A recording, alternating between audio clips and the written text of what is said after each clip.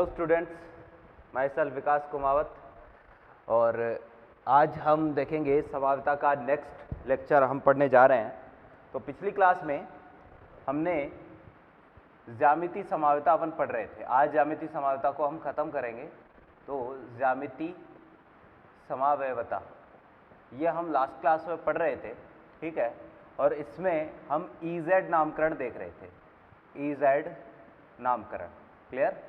तो EZ नामकरण हमने देखा था। तो इसमें क्या होता है कि कुछ इस तरीके के कंपाउंड जो होते हैं जनरली, है ना, कि A, B और यहाँ C और यहाँ D, कि भाई जनरली इस तरीके की जो कंपाउंड है इनके लिए हम E और Z काम में लेते हैं।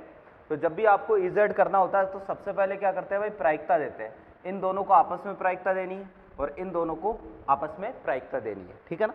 और प्रायिकता किसके अकॉर्डिंग देते हैं, तो प्रायिकता देते हैं CIP रूल के अकॉर्डिंग।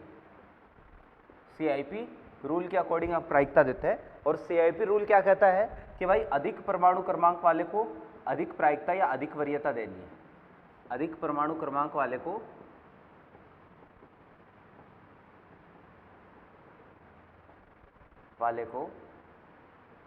अधिक वरीयता देनी है,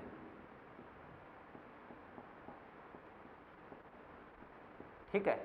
ये आपको पहले नंबर पे ध्यान में रखना है कि जिसका परमाणु क्रमांक ज्यादा है उसकी वरीयता भी क्या होगी, ज्यादा होगी। दूसरा जो रूल आपको ध्यान में रखना है, ठीक है, कि भाई अगर परमाणु क्रमांक समान आ जाए, समस्थानिकों के केस में समस्थानिक आ जाए, ठीक है, तो इस केस में आपको क्या चेक करना है कि भाई अधिक परमाणु भार वाले को,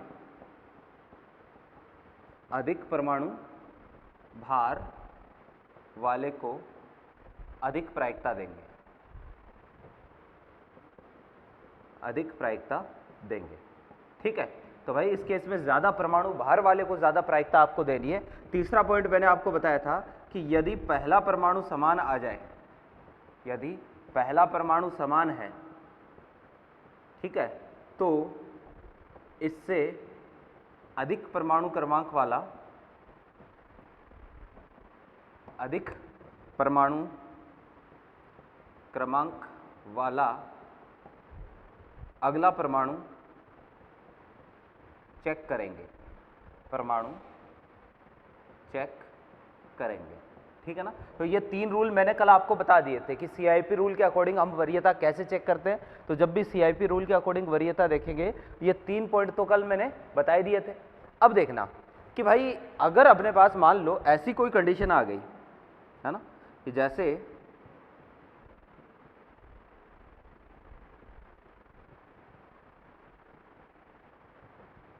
ये कोई कंपाउंड है, अब इनमें मेरे को चेक करना है कि ये वाला E होगा या Z होगा। तो इस केस में इन दोनों को वरीयता देते हैं। तो यहाँ पर तो ऑक्सीजन जुड़ा है, यहाँ नाइट्रोजन जुड़ा है, ठीक है ना। यहाँ ये मत समझना कि हाइड्रोजन जुड़ा हुआ है, ये NH2 है। NH2 एक्चुअल में ऐसा होता है, NH2 यानी हाइड्रोजन जो है वो नाइट्रोजन से जुड़ा होता है। तो एक नंबर OH और दो नंबर किसको जाएगा, NH2 को जाएगा। यहाँ चेक करते हैं, इन दोनों में चेक करते हैं।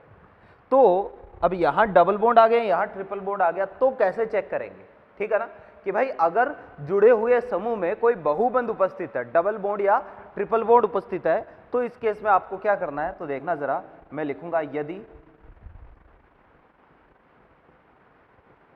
जुड़े हुए समूह में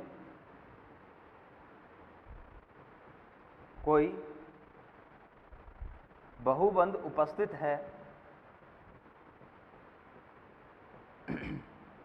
तो इसे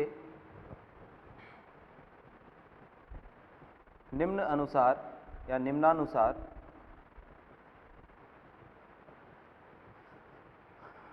काल्पनिक समूह में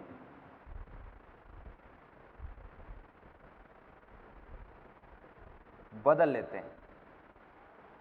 कि भाई अगर इसमें कोई बहुबंध उपस्थित है तो इसे क्या करेंगे, काल्पनिक समूह में बदल लेंगे। जैसे यहाँ पर ये है अपने पास, ठीक है ना, तो आपको क्या करना है, इसको काल्पनिक समूह में बदलना है, ठीक है ना। अब ये काल्पनिक में बदलने का तरीका क्या होता है ये मैं आपको बता देता हूँ, ठीक है। तो देखिए जरा कि भाई जैसे यहाँ इसको काल्पनिक में बदलते हैं, तो अपने पास समूह कौन सा है जिसको काल्पनिक में बदलना है, ये समूह है, इसको काल्पनिक में बदलना है। तो आपको यूँ सोचना है कि सबसे पहले ये वाला कार्बन आया, ये कार्बन, इस कार्बन पर एक तो क्या जुड़ा है, हाइड्रोजन जुड़ा है, तो एक तो जोड़ दिया हाइड्रोजन। अब आगे डबल बॉन्ड है ना, तो आपको ये सोचना है इस डबल बॉन्ड को जो है वो आप यू करके देख लो, यानी आपको ये सोचना है कि ये वाला कार्बन आगे दो दूसरे कार्बन से जुड़ा है ना। आगे अगर डबल बॉन्ड है तो ये सोचोगे ये कार्बन आगे दो दूसरे कार्बन से जुड़ा है, ट्रिपल बॉन्ड है तो ये कार्बन तीन दूसरे कार्बन से जुड़ा है, तो डबल बॉन्ड है तो आप इसको दो दूसरे कार्बन से जोड़ दो, यानी ये वाला आगे दो दूसरे कार्बन से जोड़ दिया। फिर आगे वाला कार्बन यानी इसके आगे वाला कार्बन, इसके आगे वाला कार्बन ये रहा, तो इस पर दो हाइड्रोजन है तो इस पर दो हाइड्रोजन जोड़ दो, ये लो दो हाइड्रोजन जोड़ दिए। फिर ये भी तो डबल बॉन्डेड है, तो ये सोचोगे कि ये भी दो कार्बन से जुड़ा होगा, एक कार्बन से पीछे की तरफ जोड़ दिया, एक और कार्बन से जोड़ दो, ये लो ये वाला इसका क्या हो गया, काल्पनिक हो गया। इसको काल्पनिक में बदलते हैं, देखना यहां नहीं समझ में आया तो यहां पर देख लो, ये वाला समूह है इसको काल्पनिक में बदलना है। तो सबसे पहले इस कार्बन की बात करूंगा, ये वाला कार्बन ये रहा, ट्रिपल बॉन्ड है तो क्या मान के चलोगे कि ये वाला कार्बन दूसरे कितने कार्बन से जुड़ा है, तीन कार्बन से जुड़ा है, इस कार्बन को तीन कार्बन से जोड़ दो, ये लो, ठीक। फिर और आगे चलो तो ये वाला कार्बन एक हाइड्रोजन से जुड़ा है, एक हाइड्रोजन जोड़ दो, ठीक। फिर इस वाले कार्बन पर एक दो तीन, तीन कार्बन पीछे की तरफ जुड़े हैं, आपको ये मानना है कि ये भी ट्रिपल बॉन्डेड कार्बन, तो तीन पीछे की तरफ जुड़े हैं, तो एक जोड़ दिया, फिर दो जोड़ दिया, फिर तीन जोड़ दिया, ये लो, यानी ये कार्बन भी एक दो तीन से जोड़ दिया, ये कार्बन भी एक दो तीन से जोड़ दिया, एक इस पर हाइड्रोजन है, एक इस पर हाइड्रोजन है, ये इसका काल्पनिक, ये इसका काल्पनिक। अभी भी समझ में नहीं आया तो एक और तरीका बताता हूं, अभी देखना। अब आपको इन दोनों को कंपेयर करना है कि इन दोनों में से किसकी प्रायिकता, किसको कम वरीयता दूंगा। तो सबसे पहले इसमें देखना, ये क्या मिला आपको, कार्बन मिला, इसमें भी कार्बन मिला। फिर ये वाला कार्बन आगे ऊपर कार्बन से जुड़ा है, ये वाला कार्बन भी ऊपर कार्बन से जुड़ा है। फिर ये वाला कार्बन सामने की तरफ कार्बन से जुड़ा है, ये वाला कार्बन भी सामने की तरफ कार्बन से जुड़ा है। फिर ये वाला कार्बन नीचे की तरफ हाइड्रोजन से जुड़ा है, लेकिन ये वाला कार्बन नीचे की तरफ कार्बन से जुड़ा है। तो यहां पर अंतर आ रहा है, ये कार्बन है ये हाइड्रोजन है, जहां अंतर आ जाए वहीं अपन को रुक जाना है। तो एक नंबर जाएगा इसको, दो नंबर इसको। तो देखो जरा कि अपने पास ज्यादा वरीयता वाले अपोजिट डायरेक्शन में है, तो इसलिए ये कैसा है, ये ई है। अब देखना, अगर काल्पनिक में बदलना नहीं आया तो एक सीधा सा फंडा ये है कि भाई आपको ट्रिपल बॉन्ड को डबल बॉन्ड से ज्यादा प्रायिकता देनी है, खत्म बात। ये लो कि जब भी ऐसा केस आ जाए और आपको काल्पनिक समझ में नहीं आया तो आप डायरेक्टली क्या करोगे कि ट्रिपल बॉन्ड को, ये याद रख लो कि ट्रिपल बॉन्ड को डबल बॉन्ड पे ज्यादा वरीयता देनी है। समझ गए बात को कि भाई जो ट्रिपल बॉन्ड है, क्योंकि इसका काल्पनिक देखोगे ना तो यहाँ पर चौथे कार्बन में, चौथे परमाणु में अंतर आएगा, तो इसलिए ट्रिपल बॉन्ड की वरीयता आप डबल बॉन्ड से ज्यादा दोगे। क्लियर बात। थोड़ा सा आगे बढ़ते तो देखें, अब मैं आपको क्या कर रहा हूँ, दो चार एग्जाम्पल लिख के दे रहा हूँ और उनमें आपको यही चेक करना है कि भैया कौन सा ई होगा और कौन सा जेड होगा। क्लियर। देखें जरा,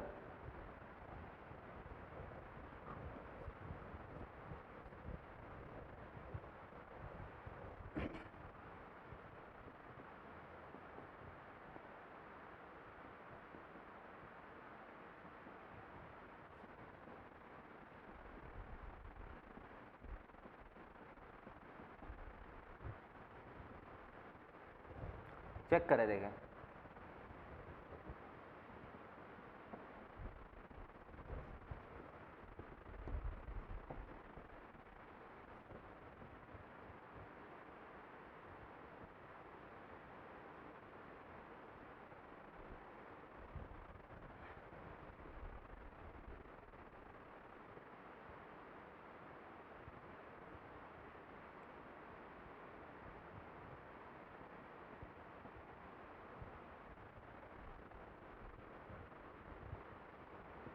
यहाँ आपको चेक करना है भाई ई होगा या जेड होगा। सिंपल सा काम है, थोड़ा सा दिमाग लगा लो, आराम से हो जाएगा, टफ नहीं है बिल्कुल भी, और बहुत इंपॉर्टेंट है, क्वेश्चन भी यहाँ से आता है।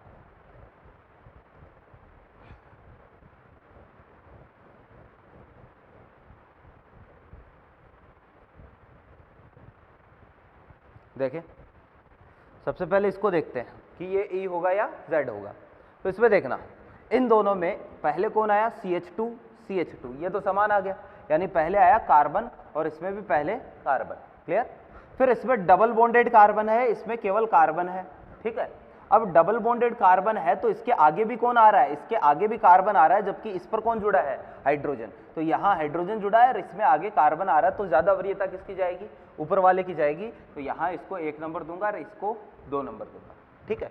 इन दोनों को चेक करते हैं। तो यहाँ पर कार्बन आया और यहाँ पर भी कार्बन। इस कार्बन से क्या जुड़ा है? हाइड्रोजन, जबकि इस कार्बन से आगे कार्बन जुड़ा है। 1 नंबर ऊपर वाले को जाएगा, 2 नंबर नीचे वाले को जाएगा। ज़्यादा वरीयता वाले एक ही डायरेक्शन में है, तो इसलिए ये कैसा होगा? ये होगा भैया Z। क्लियर? यहाँ चेक करते हैं तो देखना ज़रा, ये वाला कार्बन जो है वो किससे जुड़ा है? ऑक्सीजन से। और ये वाला कार्बन यहाँ पर पहले किससे जुड़ा है? ये क्या है? कार्बन है। यहाँ ऑक्सीजन से जुड़ा है, यहाँ कार्बन से जुड़ा है, ज़्यादा वरीयता ऑक्सीजन की। ठीक है, यहाँ चेक करते हैं तो यहाँ पर देखना, ये कार्बन आया, ये कार्बन आया। क्लियर है? पहला समान आता है तो अगला चेक करते हैं। तो इसके बाद ऊपर की तरफ इसमें क्या मिला? ऑक्सीजन, जबकि और नीचे की तरफ कौन है? कार्बन। तो इसमें नीचे की तरफ तो कार्बन है, ठीक है, नीचे की तरफ तो कार्बन मिल रहा है और ऊपर की तरफ भी कार्बन मिल रहा है। यहाँ अंतर आ गया, यहाँ कार्बन है और यहाँ क्या है? ऑक्सीजन। एक तरफ कार्बन, एक तरफ ऑक्सीजन। तो जो ऑक्सीजन वाला है उसकी वरीयता क्या होगी? ज़्यादा होगी। तो ये दोनों विपरीत दिशा में आ गए, दोनों के दोनों। तो ये कैसा होगा? ये होगा भैया E। ठीक है ना, कि ज़्यादा वरीयता वाले अगर विपरीत दिशा में हो तो E बोलेंगे। क्लियर बात? अब देखना, क्वेश्चन एक ऐसा देगा आपको, दिए गए यौगिक का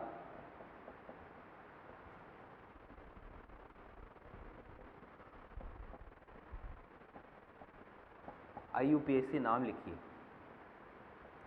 ठीक है भाई, ये कंपाउंड आपको दूंगा, उसका IUPAC नाम आपको लिखना है। पहला क्वेश्चन तो यहाँ से ऐसा ही आता है कि आपको 3-4 कंपाउंड बना के देगा, 4 ऑप्शन बोलेगा, इनमें से कौन सा E है या कौन सा Z है, या आपको 5-7 कंपाउंड बना के दे देगा और उनमें बोलेगा कि इनमें से कितने E है और कितने Z है। ठीक है ना, तो EZ करना अपन सीख ही गए हैं। तो अब और नए तरीका क्वेश्चन, आपको इस तरह का क्वेश्चन मिल सकता है, ध्यान से देखना।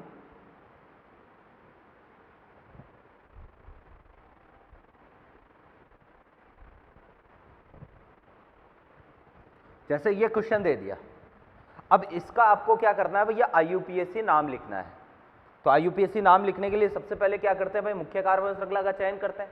तो करते हैं मुख्य कार्बन श्रृंखला कौन सी होगी? सीधी वाली होगी। फिर क्या करते हैं? नंबरिंग करते हैं। तो नंबरिंग उधर से करते हैं जिधर से डबल बॉन्ड पास में हो। तो भाई इधर से 1 2 डबल बॉन्ड सेकंड नंबर पे आएगा, जबकि इस तरफ से डबल बॉन्ड जो है वो 3rd नंबर पे आएगा। तो यहाँ से हो जाएगी नंबरिंग 1 2 3 4 5 6 एंड 7, ये नंबरिंग हो गई। अब नाम लिखते हैं। तो सबसे पहले प्रतिस्थापी का नाम क्या आएगा? 3 ब्रोमो। फिर क्या आया? 5 मिथाइल। 7 कार्बन के लिए क्या लगाऊं भाई? हेप्ट। अब मैंने कहा था कि यदि समान प्रकार के बहुबंधों की संख्या 2 या 2 से ज्यादा आए तो उस केस में अपन वर्ड रूट के आगे क्या लगा देते हैं? ए लगा देते हैं। तो हेप्ट की जगह क्या आएगा? हेप्टा। फिर एक तो 2 नंबर पे डबल बॉन्ड है, एक 4 नंबर पे डबल बॉन्ड है, तो हेप्टा 2 4 और 2 है तो डाई इन, ये इसका नाम हो गया, हेप्टा 2 4 डाई इन। क्लियर है बात? अब क्या होता है कि कई बार आपको ऑप्शन ऐसा नहीं मिलेगा, ऑप्शन में आपको यहाँ पर hepta 2E 4Z 2Z 4E है ना, 2E 4E या 2Z 4Z ऐसे लिख के 4 ऑप्शन बना के दे देगा और फिर पूछेगा कि सही IUPAC नाम क्या है। तो जब भी ऐसा क्वेश्चन आए तो उसमें एक्चुअल में आपको क्या करना होता है? E और Z भी बताना होता है कि यानी 2 नंबर का डबल बॉन्ड E है या Z है, ऐसे 3 नंबर का डबल बॉन्ड E है या Z है, 4 नंबर का डबल बॉन्ड E है। मतलब जो भी डबल बॉन्ड आएगा उस डबल बॉन्ड की नंबरिंग के आगे उसका विन्यास भी लिखा हुआ मिलेगा कि वो E है या Z है। तो बिल्कुल यही काम आपको इसमें करना है। चेक करते हैं कि सबसे पहले 2 नंबर वाला E होगा या Z होगा। तो इसके लिए ये तो क्या जुड़ा है? Br। दूसरा इस डबल बॉन्ड पर यहां पर कौन जुड़ा है? कार्बन। तो आप बताएं कि कार्बन और Br में से ज्यादा वरीयता किसकी होगी? बोलना जरा। तो भाई Br की 1 नंबर और कार्बन को 2 नंबर, इन दोनों में से ज्यादा वरीयता ये होगी, है ना। फिर इस पर जो है एक तो नीचे की तरफ कार्बन, तो ऊपर की तरफ कौन जुड़ा होगा? हाइड्रोजन। तो ज्यादा वरीयता 1 नंबर और ये क्या जाएगा? 2 नंबर। तो ध्यान से देखना जरा, ज्यादा वरीयता वाले दोनों समूह एक ही तरफ है तो ये वाला कैसा होगा? Z होगा। ठीक है, फिर यहां चेक करते हैं। तो इस पर नीचे की तरफ तो CH3 जुड़ा है और ऊपर की तरफ जो है वो CH2, इस CH3 के आगे, इस कार्बन पर आगे हाइड्रोजन है, इस कार्बन के आगे कार्बन है। तो ज्यादा वरीयता कौन से वाले की होगी? ऊपर वाले की होगी और इसकी कम वरीयता होगी। ठीक है, फिर देखो जरा कि इस पर जो है वो ऊपर की तरफ तो हाइड्रोजन, नीचे की तरफ क्या जुड़ा है? कार्बन जुड़ा है। तो कार्बन वाले की ज्यादा वरीयता, इसकी कम वरीयता। ज्यादा वरीयता वाले दोनों जो है वो विपरीत दिशा में है तो ये कैसा होगा? ये E होगा। यानी 2 नंबर डबल बॉन्ड तो Z है, तो 2 के आगे तो क्या लगा दो? Z लगा दो, तो 2Z। और 4 नंबर डबल बॉन्ड E है तो 4 के आगे क्या लगा दो? E लगा दो, तो 4E 2Z या 2Z 4E डाई इन। तो भाई ये इसका सही IUPAC नाम आप बोल सकते हो, है ना। अगर ऑप्शन में आपको E और Z भी शामिल करते हुए पूछ रहा है, ऑप्शन में आपको E और Z भी देखना है, तो भाई आप E और Z चेक करके उसके बाद में आंसर बताओगे। मेरी बात समझ में आ गई होगी, ठीक है। तो भाई ये है अपने पास GI में जो इनका नामकरण है, EZ नामकरण, वो हमने देख लिया। नेक्स्ट जो टॉपिक है अपने पास वो है भाई GI के भौतिक गुण, जो ज्यामिति समावयवी होते हैं उनके भौतिक गुण, ठीक है। तो देखें जरा,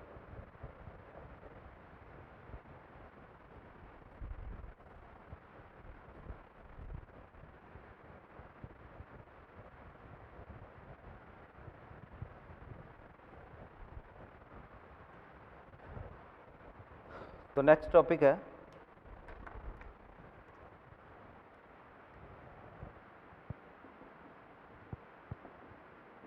GI के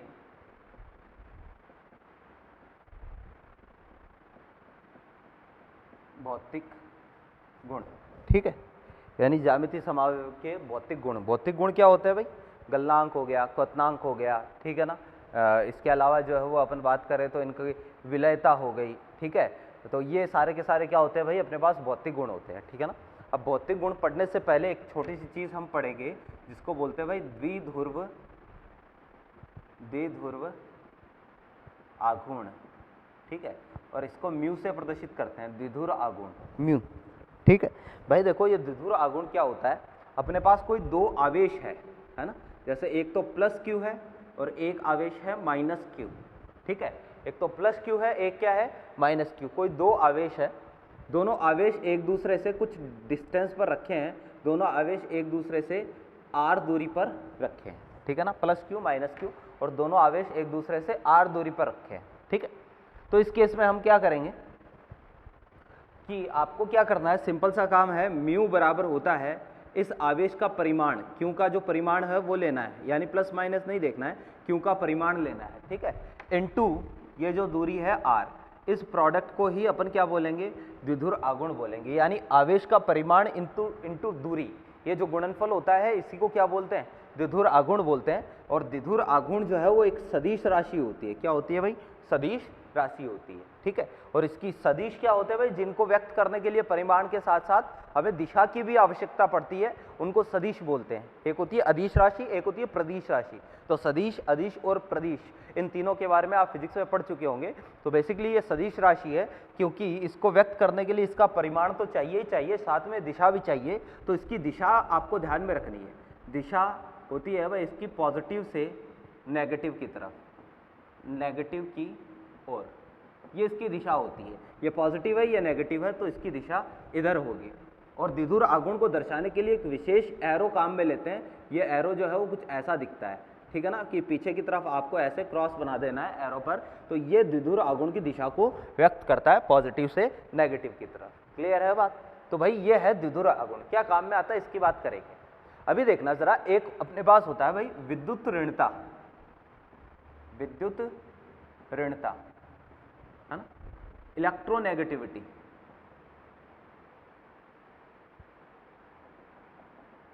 विद्युत ऋणता ये आपने जरूर पढ़ा होगा, हमने पीछे संरूपण समावयवता जब पढ़ी थी तो भी मैंने विद्युत ऋणता की बात करी थी। तो विद्युत ऋणता या इलेक्ट्रोनेगेटिविटी क्या होती है? तो इसमें मैंने आपको बताया था कि बंद के इलेक्ट्रॉनों को अपनी तरफ आकर्षित करने की जो क्षमता है उसको विद्युत ऋणता बोलते हैं। क्या सहसंयोजी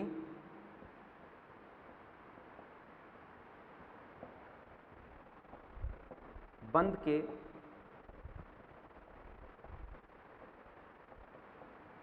इलेक्ट्रॉनों को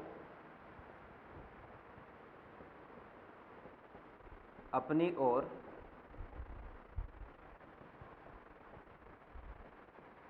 आकर्षित करने की क्षमता इलेक्ट्रोनेगेटिविटी कहलाती है, ठीक है। तो इसको क्या बोलते हैं हम? इलेक्ट्रोनेगेटिविटी बोलते हैं। क्या? सहसंयोजी बंध के इलेक्ट्रॉनों को अपनी ओर आकर्षित करने की क्षमता। और पूरी पीरियोडिक टेबल में मैंने क्या बताया था? फ्लोरीन, फिर ऑक्सीजन, फिर नाइट्रोजन, ये अपने पास विद्युत ऋणता का क्रम होता है भाई। पूरी पीरियोडिक टेबल में विद्युत ऋणता का क्रम ये होता है कि सबसे ज़्यादा फ्लोरीन, ऑक्सीजन, नाइट्रोजन। नाइट्रोजन और क्लोरीन की ऑलमोस्ट क्या होती है, इक्वल होती है, और बाकी जितने भी है यानी 4 हो गए। मतलब अपने पास जो है वो पूरी पीरियोडिक टेबल में 4 सबसे ज़्यादा विद्युत ऋणी तत्व है, फ्लोरीन, ऑक्सीजन, नाइट्रोजन और क्लोरीन। और बाकी जितने भी तत्व होंगे, कार्बन, हाइड्रोजन, जितने भी है बाकी, उन सब की विद्युत ऋणता इनसे क्या होगी, कमी होगी। क्लियर है बात? तो ये तो है भाई अपने पास विद्युत ऋणता। फिर एक चीज़ देखना कि अगर मैं इलेक्ट्रोनेगेटिविटी की बात करूं तो ट्रिपल बॉन्डेड कार्बन, फिर डबल बॉन्डेड कार्बन और फिर सिंगल बॉन्डेड कार्बन, इनमें ट्रिपल बॉन्डेड कार्बन की विद्युत ऋणता सबसे ज़्यादा होती है, फिर डबल बॉन्डेड, और सबसे कम किसकी होती है, सिंगल बॉन्डेड की। ये भी विद्युत ऋणताओं का एक क्रम है जो ध्यान में रखना है। ट्रिपल बॉन्डेड कार्बन की विद्युत ऋणता सबसे ज़्यादा होती है, फिर डबल बॉन्डेड की होती है, और फिर सिंगल बॉन्डेड कार्बन की विद्युत ऋणता सबसे कम होती है। ठीक है, अब देखना कि अपने पास कोई कंपाउंड है, ध्यान से देखना कि कोई कंपाउंड है, मान लो CH3 और यहाँ पर मैंने जोड़ रखा है फ्लोरीन F। ये कोई कंपाउंड है CH3F। ठीक है, इसमें आपको क्या बताना है, द्विध्रुव आघूर्ण की दिशा बतानी है या द्विध्रुव आघूर्ण बताना है। तो आपको ये चेक करना कि किस पर पॉजिटिव आएगा, किस पर नेगेटिव आएगा। आपको किसी भी कंपाउंड में अगर द्विध्रुव आघूर्ण चेक करना हो, ठीक है, तो कैसे चेक करेंगे, जैसे ये है, आप विद्युत ऋणता चेक करो, किसकी विद्युत ऋणता ज्यादा है, ये कार्बन है, ये फ्लोरीन है, तो फ्लोरीन की विद्युत ऋणता ज्यादा है। तो फ्लोरीन की विद्युत ऋणता ज्यादा है तो फ्लोरीन क्या करेगा, बंद के इलेक्ट्रॉनों को अपनी ओर खींचेगा। तो अपनी ओर खींचेगा तो इस पर आएगा पार्शियली नेगेटिव, इस पर आएगा पार्शियली पॉजिटिव। ये चीज ध्यान में रखें कि विद्युत ऋणता से जब भी फ्लोरीन इलेक्ट्रॉन खींचेगा, क्योंकि बंद के 2 इलेक्ट्रॉन थे और दोनों इलेक्ट्रॉनों को फ्लोरीन अपनी ओर खींचने की कोशिश करेगा। अपनी ओर क्यों खींचेगा, क्योंकि फ्लोरीन की विद्युत ऋणता ज्यादा है। तो जिसकी विद्युत ऋणता ज्यादा होती है वो बंद के इलेक्ट्रॉनों को हमेशा अपनी तरफ आकर्षित करने की कोशिश करता है। तो इस बंद में 2 इलेक्ट्रॉन थे, एक इलेक्ट्रॉन कार्बन का था, एक इलेक्ट्रॉन फ्लोरीन का था। तो इसने बंद के इलेक्ट्रॉनों को अपनी ओर खींचने की कोशिश की, बंद के इलेक्ट्रॉनों को अपनी ओर खींचने की कोशिश की। तो अच्छा, तो जब भी कोई परमाणु इलेक्ट्रॉन ग्रहण करता है तो उस पर आवेश कैसा आता है, नेगेटिव। और जब भी कोई परमाणु इलेक्ट्रॉन लूज करता है, इलेक्ट्रॉन त्यागता है, तो उस पर चार्ज कैसा आता है, पॉजिटिव। तो यहां पर देखें कि फ्लोरीन जो है वो इलेक्ट्रॉन अपनी ओर खींच रहा है, इलेक्ट्रॉन पूरी तरह से ग्रहण नहीं कर रहा है। अगर पूरी तरह से ग्रहण करता तो इस पर पूरा नेगेटिव चार्ज आता। आंशिक इलेक्ट्रॉन थोड़ा सा अपनी तरफ खिसका लिया, तो थोड़ा सा खिसका लिया तो चार्ज भी थोड़ा सा आएगा, पार्शियली आएगा, आंशिक आवेश आएगा। तो इस पर आंशिक ऋणावेश, इसके इलेक्ट्रॉन चले गए, थोड़े से इधर चले गए तो इसके इलेक्ट्रॉन चले गए, तो इस पर चार्ज कैसा आएगा, आंशिक धनावेश। ठीक है, तो आवेश आ गया। और ये दोनों एक दूसरे से कुछ दूरी पर रखे हैं, r दूरी पर रखे हैं। तो यहां पर भी आप बोल सकते हो द्विध्रुव आघूर्ण बन सकता है, क्योंकि आवेश का परिमाण इंटू दूरी, ये द्विध्रुव आघूर्ण है। अब दिशा किधर से किधर होगी, तो मैंने कहा है पॉजिटिव से नेगेटिव की तरफ, तो वो ही आपको ध्यान में रखना है, पॉजिटिव से नेगेटिव की तरफ। ये द्विध्रुव आघूर्ण की दिशा। हमें यहाँ पर जो है वो कोई कैलकुलेशन नहीं करनी है कि भाई r गुणा करके बताओ कि कितना होगा द्विध्रुव आघूर्ण, कैलकुलेशन नहीं करनी है, हमें केवल डायरेक्शन चेक करनी है। और डायरेक्शन केमिस्ट्री में आप याद रखोगे, पॉजिटिव से नेगेटिव याद रख लो, या फिर दूसरा तरीका कम विद्युत ऋणी से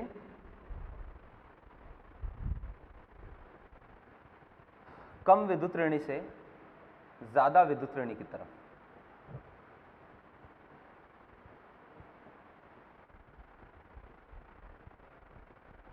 ये अपने पास द्विध्रुव आघूर्ण की दिशा होती है, कम विद्युत ऋणी से अधिक विद्युत ऋणी की तरफ, यह द्विध्रुव आघूर्ण की दिशा होती है। क्लियर है बात?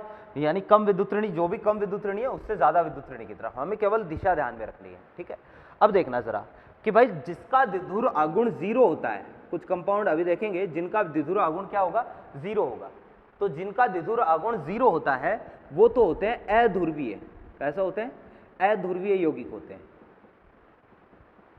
ठीक है, और जिनका द्विध्रुव आघूर्ण 0 नहीं होता, ठीक है, उनको बोलते हैं ध्रुवीय यौगिक। वो क्या होंगे? ध्रुवीय यौगिक। इंग्लिश में इसको बोलते हैं पोलर कंपाउंड और इसको बोलते हैं नॉन पोलर कंपाउंड। क्लियर बात कि भाई जिसका द्विध्रुव आघूर्ण 0 होगा वो तो अध्रुवीय होगा, और जिसका द्विध्रुव आघूर्ण 0 नहीं होगा वो कैसा होगा? ध्रुवीय होगा, पोलर होगा। ठीक है, इतनी चीज आपको द्विध्रुव आघूर्ण में ध्यान में रखनी है। अब आते हैं अपन किसकी तरफ? जीआई के भौतिक गुण।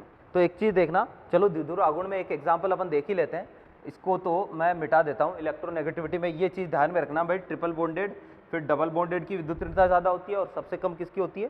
सिंगल बॉन्डेड की होती है। तो देखें,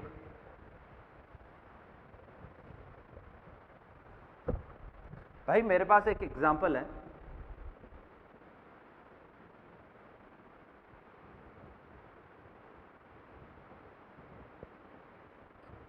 ये बताओ सिस है या ट्रांस है? तो देखना जरा, दोनों समान समूह एक ही तरफ है, मैंने डबल बॉन्ड को सीधा बना दिया, उससे कोई फर्क नहीं पड़ेगा, है ना। तो ये वाला कैसा होगा? सिस, ठीक है। एक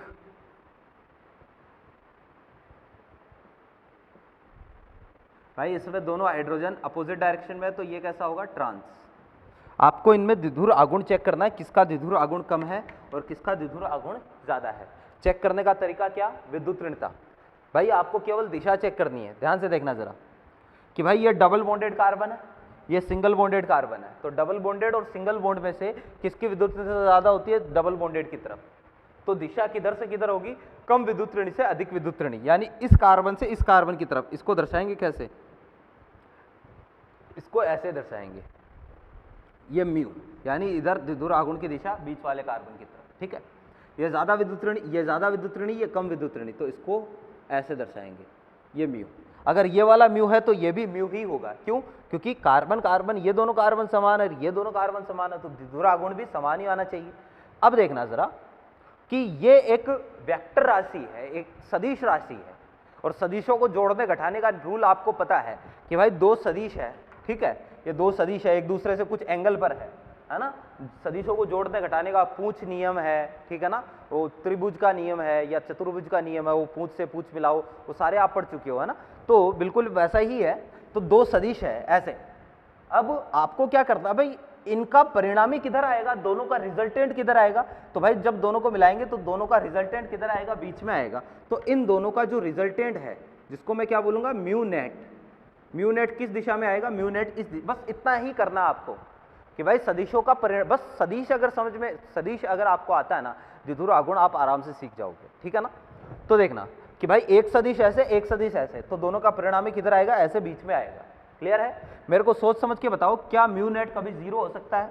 ना, कभी जीरो नहीं होगा। Mu naught not equal to zero, mu naught कभी भी जीरो नहीं होगा। और म्यू नेट अगर जीरो नहीं होगा तो भाई ये वाला कैसा है? ये वाला एक नॉन पोलर, सॉरी ये वाला एक पोलर कंपाउंड है। ये वाला कैसा है? पोलर कंपाउंड, ये ध्रुवीय यौगिक है। जबकि यहां देखते हैं द्विध्रुव आघूर्ण की दिशा किधर? भाई ये वाला सिंगल बॉन्डेड, ये डबल बॉन्डेड, तो सिंगल बॉन्डेड से डबल बॉन्डेड की तरफ, कम विद्युत ऋण से ज्यादा विद्युत ऋण की तरफ, ये म्यू की दिशा हो गई। यहां चेक करते हैं सिंगल बॉन्डेड, ये डबल बॉन्डेड, तो ये म्यू की दिशा होगी। दो समान सदिश है और एक दूसरे के समानांतर है और अपोजिट डायरेक्शन में है, एक ऐसे है एक ऐसे है, ठीक है, दोनों एक दूसरे के अपोजिट डायरेक्शन में है। तो बताओ इनका म्यू नेट कितना होगा? तो भैया यहां पर म्यू नेट कितना आएगा? जीरो आएगा। और म्यू नेट अगर जीरो आता है तो ये वाला कैसा है? ये वाला नॉन पोलर है। कैसा है? Non polar. ये वाला कैसा है? पोलर। ये वाला नॉन पोलर है। बात समझ में आ रही है? ठीक है, तो ये वाला जो है वो पोलर हो गया, ये वाला नॉन पोलर हो गया, ये सिस हो गया, ये ट्रांस हो गया। ठीक है, तो अब इससे क्या पता चलता है? ये वाला तो ध्रुवीय हो गया, ये वाला अध्रुवीय हो गया। पहला क्वेश्चन तो आपको ये देगा कि इनमें से किसका द्विध्रुव आघूर्ण शून्य है या किसका द्विध्रुव आघूर्ण शून्य नहीं है। उस केस में आपको ये काम करना पड़ेगा, ऐसे चेक करना पड़ेगा। आप कहोगे कि सर हाइड्रोजन को तो चेक किया ही नहीं। हाइड्रोजन को चेक करने की जरूरत नहीं है ना, हाइड्रोजन को चेक करने की जरूरत नहीं है। आप केवल बाकी के जो तत्व जुड़े हैं, बाकी के जो परमाणु जुड़े हैं उनको चेक कर लो, हाइड्रोजन को चेक करने की जरूरत नहीं है। ठीक है, तो सिस और ट्रांस में से सिस वाला तो हो गया पोलर और ट्रांस वाला हो गया कैसा? Non polar. ठीक है, अब देखना द्विध्रुव आघूर्ण देख लिया आपने। अब बहुत सारी ऐसी चीजें होती है जो द्विध्रुव आघूर्ण पर निर्भर करती है। उनमें से जो पहला पॉइंट है, जो पहली चीज है, वो है जल में विलयता। क्या है? जल में विलयता। ठीक है भाई, देखो एक बचपन में एक रूल आपने पढ़ा होगा कि समान समान को घोलता है।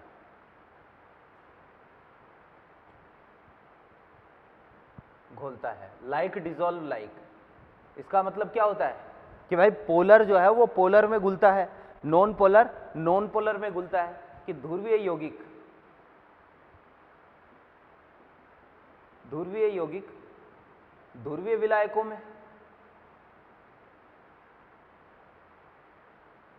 में और अध्रुवीय यौगिक अध्रुवीय यौगिकों में या अध्रुवीय विलायकों में घुलेंगे। एक ध्रुवीय यौगिक है तो वो कभी भी अध्रुवीय यौगिक में नहीं घुलेगा, ठीक है ना।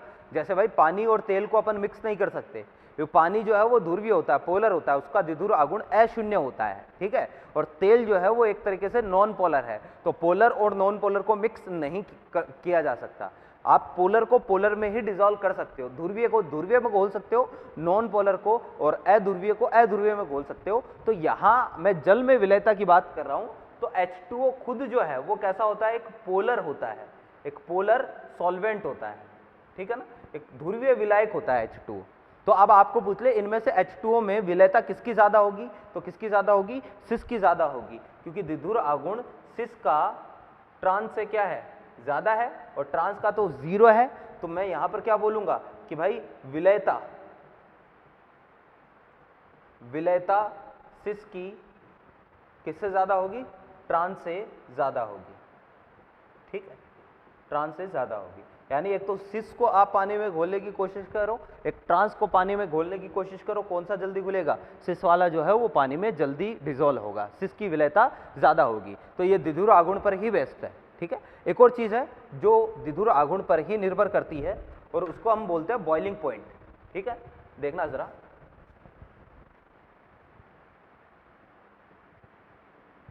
बॉइलिंग पॉइंट, क्वथनांक बिंदु। अब क्वथनांक की एक्चुअल डेफिनेशन तो क्या है, यह तो आप बाद में पढ़ेंगे, अभी मैं आपको बता देता हूं। क्वथनांक तो समझते ही हो, जैसे पानी का क्वथनांक कितना 100 डिग्री सेंटीग्रेड पर बॉयल होना, यानी वाटर जो है वो वेपर में कन्वर्ट होना स्टार्ट कर देता है। तो आपको बिल्कुल वैसे ही एक बार समझना है, ठीक है। एक्चुअल डेफिनेशन तो कुछ अलग होती है, वो आप अभी नहीं समझ पाओगे। इसको मिटा रहा हूं भाई, ये ध्यान में रखना, सिस वाले को पोलर, सिस वाला पोलर है, ट्रांस वाला कैसा है, नॉन पोलर है। तो एक चीज देखना कि यानी अपन को क्या करना है भाई, किसी भी पदार्थ को गर्म करके उसको वेपर में कन्वर्ट करना है ना। क्वथनांक का मतलब, क्वथनांक अपन पढ़ने जा रहे हैं तो आप ये समझ लो कि जैसे पानी का क्वथनांक कितना 100 डिग्री सेंटीग्रेड, तो 100 डिग्री सेंटीग्रेड पर लेके गए तो वेपर बन रही है जल्दी जल्दी। तो बिल्कुल ऐसा ही काम करना है कि किसी भी पदार्थ को क्या करना है, मेरे को किस में बदलना है, वेपराइज करना है। तो मान लो 2 लिक्विड है मेरे पास, है ना, ये तो है लिक्विड A और एक है लिक्विड B। यहाँ पर A और A के बीच में आकर्षण है, A के, ऐसा तो है नहीं कि जहाँ A ले रखा है वहाँ A का एक ही मॉलिक्यूल होगा, बहुत सारे मॉलिक्यूल होंगे। अब पानी का एक भगोना है मेरे पास, तो उसमें पानी का एक ही अणु थोड़ी ना है, पानी के बहुत सारे अणु हैं। ऐसे ही कोई द्रव्य है A, तो यहाँ पर एक अणु और दूसरे अणु के बीच में आकर्षण बल होंगे, और यहाँ पर B और B के बीच में आकर्षण बल होंगे, ठीक है। इसको मैं गर्म करके वेपराइज कर रहा हूँ, और इसको भी मैं गर्म कर रहा हूँ, और इसको भी क्या कर रहा हूँ भाई, वेपराइज कर रहा हूँ, दोनों को मैं वेपराइज कर रहा हूँ, ठीक है। अब होता क्या है कि यदि मैं कहता हूं कि A और A के बीच का आकर्षण जो है वो मजबूत है, यहां पर जो है ये आकर्षण क्या है, इस आकर्षण से ज्यादा स्ट्रॉन्ग है। A और B बहुत, A और A आपस में बहुत ज्यादा स्ट्रॉन्ग अट्रैक्शन फोर्स रखते हैं, ये वाला अट्रैक्शन फोर्स वीक आसानी से टूट जाएगा, ठीक है। तो इसको मैं थोड़ा सा गर्म करूंगा, तो थोड़ा सा गर्म करते ही ये क्या हो जाएगा, वेपराइज हो जाएगा, कि एक भी दूसरे भी को छोड़कर ये वाला बॉन्ड टूट जाएगा और आसानी से क्या हो जाएगा, उड़ जाएगा। जबकि यहां पर आकर्षण बहुत ज्यादा है, तो इसको ज्यादा गर्म करना पड़ेगा, इस आकर्षण को तोड़ने के लिए एनर्जी ज्यादा देनी पड़ेगी। मैं ऐसा बोल सकता हूं कि अगर ये आकर्षण, इसको बोलते हैं अंतराण्विक आकर्षण, है ना, क्या, अंतराण्विक आकर्षण, अंतराण्विक आकर्षण, अंतराण्विक आकर्षण अगर ज्यादा होगा तो इसको ज्यादा एनर्जी देनी पड़ेगी वेपर में कन्वर्ट करने के लिए, और वेपर में कन्वर्ट करने के लिए ज्यादा एनर्जी देनी पड़ेगी, तो इसका मतलब क्वथनांक भी क्या होगा, ज्यादा होगा। तो अंतराण्विक आकर्षण ज्यादा होगा तो क्वथनांक ज्यादा होगा, बोल सकता हूं ऐसा, ठीक है। तो भाई देखना जरा, अब होता क्या है, ये चीज मेरे ख्याल से समझ चुके होंगे कि जहां अंतराण्विक आकर्षण ज्यादा है वहां क्वथनांक ज्यादा होगा, ठीक है। एक कंटेनर है, इसमें सिस वाला ले रखा है, एक कंटेनर में ट्रांस वाला ले रखा है। सिस वाला कैसा था, पोलर, पोलर का मतलब होता है इसमें पॉजिटिव और नेगेटिव पोल्स बनेंगे, ठीक है। तो ये एक सिस का मॉलिक्यूल है मान लो, इस पर पॉजिटिव और नेगेटिव कैसे बने? विद्युत ऋणता में अंतर के कारण कि भाई ये वाला कम विद्युत ऋण, ये ज्यादा विद्युत ऋण, ये खींच लेगा तो इस पर माइनस आएगा, इस पर प्लस आएगा। और ये वाला नॉन पोलर था, यहां पर कोई भी पॉजिटिव नेगेटिव चार्ज नहीं बनेगा। तो देखना जरा, ये एक सिस का अणु और ये कोई दूसरा सिस का अणु, तो ये क्या करेगा? इसका नेगेटिव पोल इसके पॉजिटिव पोल से आकर्षित रहेगा, इसका पॉजिटिव इसके नेगेटिव पोल से आकर्षित रहेगा, जबकि यहां ट्रांस और ट्रांस के बीच में ऐसा नेगेटिव पॉजिटिव वाला आकर्षण नहीं रहेगा। तो यहां अंतराण्विक आकर्षण बल क्या है? ज्यादा है, अंतराण्विक आकर्षण बल अधिक है, और यहां पर क्या है? आकर्षण बल कम है। तो अगर मैं बॉइलिंग पॉइंट की बात करूं तो बॉइलिंग पॉइंट भी किसका ज्यादा होगा? सिस का बॉइलिंग पॉइंट ट्रांस से ज्यादा आएगा। ठीक है, यहां आप ये चीज ध्यान में रखना कि सिस का बॉइलिंग पॉइंट ट्रांस से ज्यादा आ रहा है। ये हमेशा जरूरी नहीं है कि सिस का ही ज्यादा है। कंसेप्ट ये है कि जिसका द्विध्रुव आघूर्ण ज्यादा होगा ना, उसका बॉइलिंग पॉइंट ज्यादा आएगा। जैसे एक केस मेरे पास ऐसा है,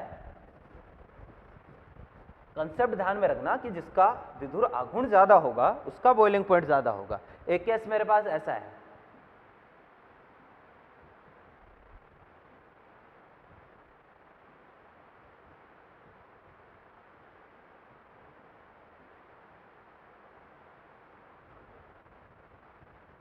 या चलो ये एग्जांपल मैं अभी बाद में बताऊंगा, आपको कंसेप्ट ध्यान में रखना है। क्या? सिस का बॉइलिंग पॉइंट ट्रांस से ज्यादा है। ठीक है, ये दूसरा अपने पास हो गया। तीसरा अपने पास होता है मेल्टिंग पॉइंट। क्या होता है? मेल्टिंग पॉइंट, गलनांक। भाई गलनांक में आपको एक चीज ध्यान में रखनी है कि ट्रांस का गलनांक सिस से ज्यादा होता है। ये हमेशा आपको यही ध्यान में रखना है, गलनांक हमेशा किसका ज्यादा होगा? ट्रांस से।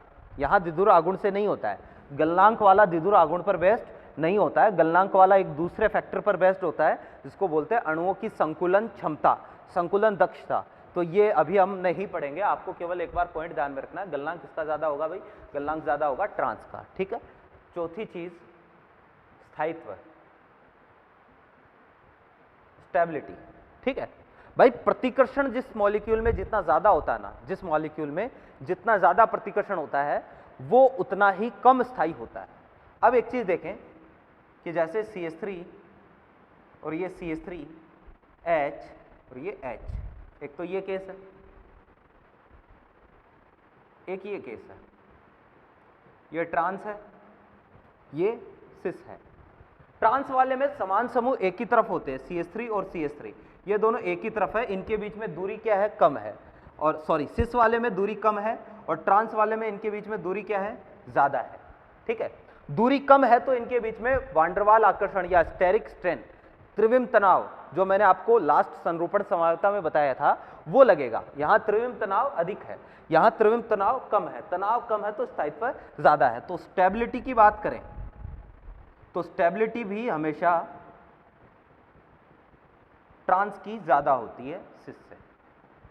स्टेबिलिटी भी किसकी ज्यादा होती है? ट्रांस की सिस से ज्यादा होती है। हाँ, कुछ केसों में सिस वाला ज्यादा स्टेबल हो जाता है। अगर हाइड्रोजन बॉन्डिंग का केस आ जाए ना तो वहां सिस की स्टेबिलिटी ज्यादा हो जाती है। एग्जांपल भी मैं एक बता देता हूं, इस मॉलिक्यूल में सिस वाला ज्यादा स्टेबल होता है। एक तो ये वाला कंपाउंड है, अभी अपने रिंग वाले कंपाउंड अपन ने देखे नहीं है, एक साथ देखेंगे वैसे तो। एक तो ये वाला कंपाउंड है,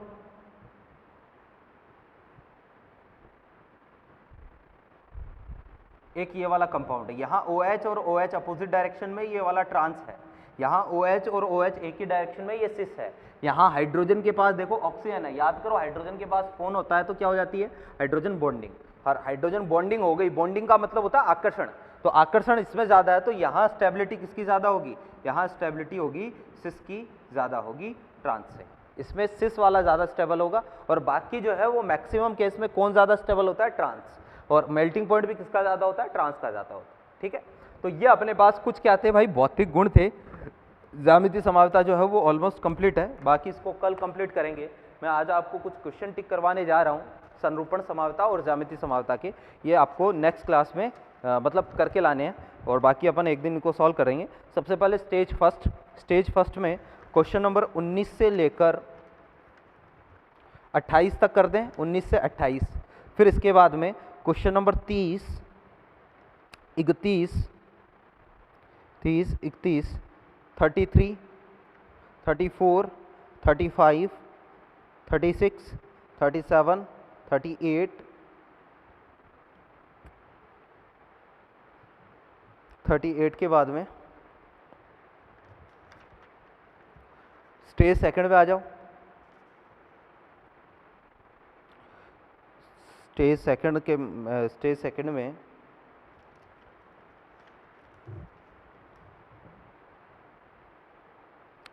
क्वेश्चन नंबर आपको करना है भाई, क्वेश्चन नंबर 14,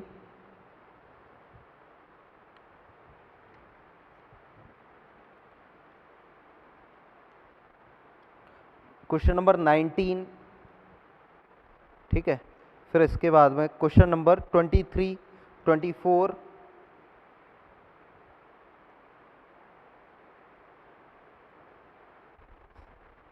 क्वेश्चन नंबर 36, फिर स्टेज थर्ड क्वेश्चन नंबर 1, नहीं 1 एक बार रहने देना, 1 को कल की क्लास में कवर करेंगे। क्वेश्चन नंबर 2, क्वेश्चन नंबर 4,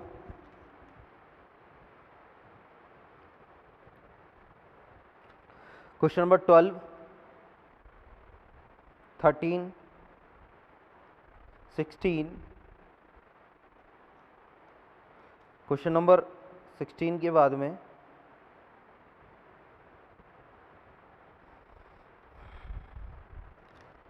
ठीक है। फिर स्टेज फोर्थ,